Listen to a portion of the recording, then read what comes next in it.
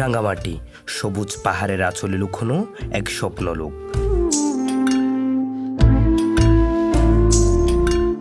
হ্রদের টলমলে জলে প্রতিফলিত আকাশ বাতাসে ভেসে বেড়ানো এক বাঁশির সুর, সব মিলিয়ে এক মোহময় সৌন্দর্য।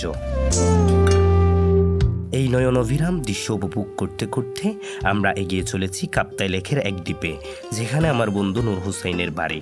পাহাড় ঘেরা শান্ত গ্রাম, কোলাহলহীন এক স্বর্গীয় পরিবেশ, প্রকৃতি যেন নিজ হাতে এঁকেছে এর রঙিন ছবি। আমাদের যাত্রার উদ্দেশ্য নূর হুসাইনের ভাইয়ের বিয়ে খাওয়া। গ্রামের ঐতিহ্যবাহী আয়োজন, হৃদয় ছোঁয়া আতিথেয়তা আর সুস্বাদু খাবার, সবকিছু আনন্দের রঙে রাঙানো।